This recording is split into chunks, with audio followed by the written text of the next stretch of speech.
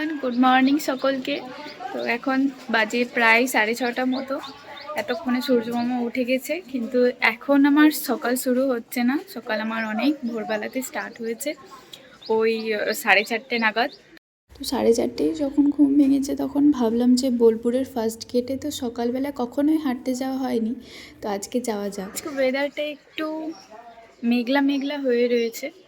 বোলপুরের সৌন্দর্যটা আমার পয়েন্ট অফ ভিউ থেকে দেখে নাও কতটা সুন্দর। ভোরবেলাতে ঘুম থেকে উঠে খুব ঠান্ডা লাগছিল, তো আমি ভাবলাম যে রাস্তায় বেরোলে হয়তো আরও ঠান্ডা লাগতে পারে। আমি সেই জন্য না সোয়েটার, তারপরে একটা স্কার্ফ নিয়েছিলাম যাতে আমার ঠান্ডা না লেগে যায়। আর কি অন্ধকার হয়ে আছে!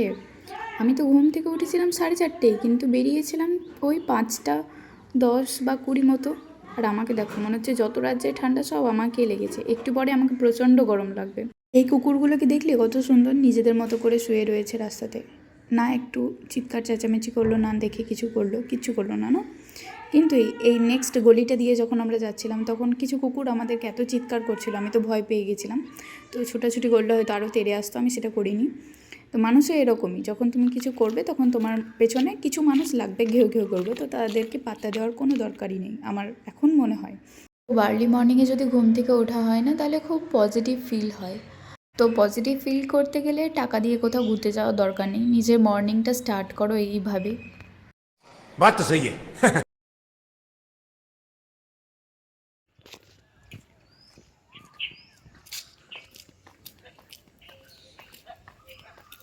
4:30 সময় যখন ঘুম ভাঙলো তখন আমি ফোন ঘাঁটছিলাম আর ভাবছিলাম ঘুম তো আর আসবে না, বেকার শুয়ে থেকে তো লাভ নেই, তো বাইরে একটু যাই, ঘুরে আসি।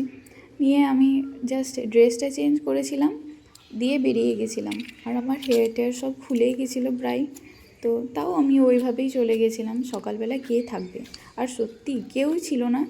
এই রাস্তাটা এত গাড়ি ঘোড়া চলে, তো সেই সময় একদম শুনশান।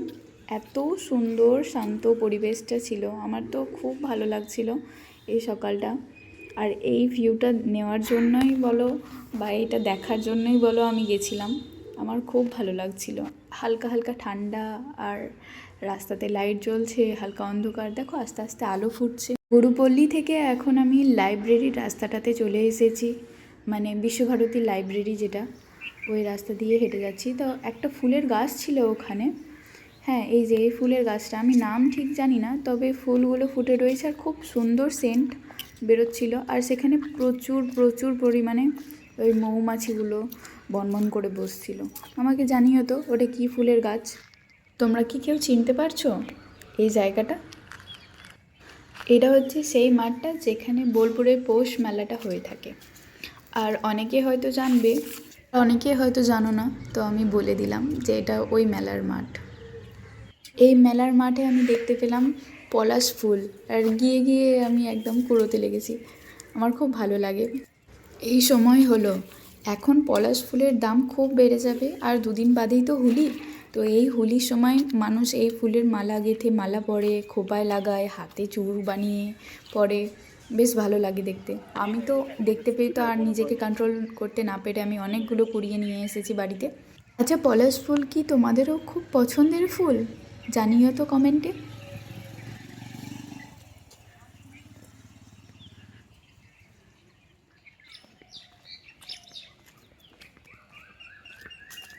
এই ফুলটা কত বানাইছি আমি।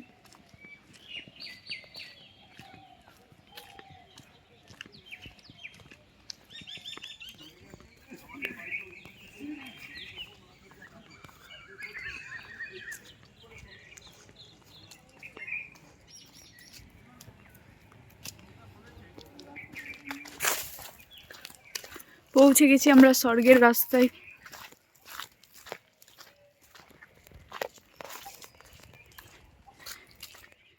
স্বর্গের রাস্তা এই জন্যে বললাম, এই রাস্তাগুলো এত সুন্দর, কাগজ ফুল বলো আরও অন্যান্য ফুল বলো, এত সুন্দরভাবে সেজে থাকে না সব সময়। প্রত্যেকটা সিজনে আমি দেখি এই বাড়িগুলো খুব ভালোভাবে বাগান বানায় আর ফুল প্রচুর লাগায়, প্রচুর গাছ লাগায় এরা। আর আমার খুব ভালো লাগে এই রাস্তা দিয়ে হেঁটে যেতে। আমি যখনই আসি বিকেলবেলায় তখনই আমি এই রাস্তা দিয়ে আসি। আর এই কাগজ ফুলের সেন্ট নেই কেন, আমি তাই দেখছিলাম।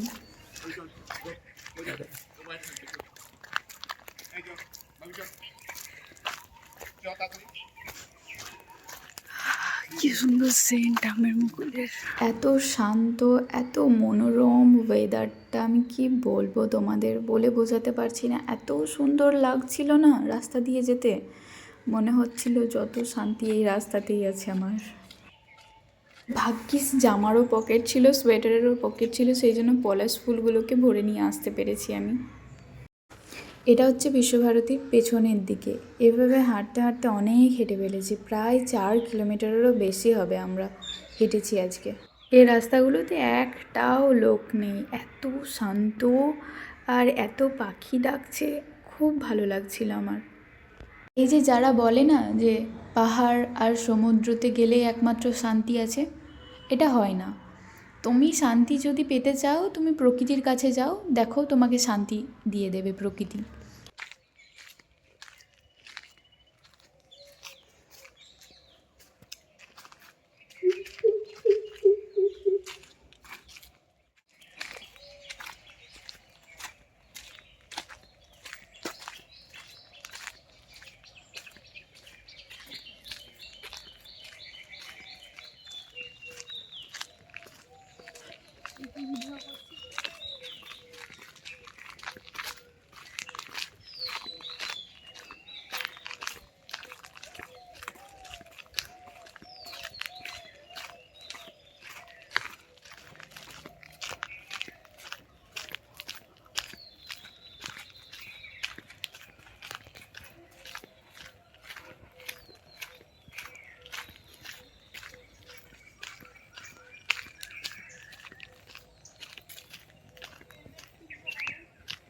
এখানে একটা ডালে আমি দেখতে পেলাম শুধু পিঙ্ক কালারের কাগজ ফুলগুলো, দেখো কত সুন্দর।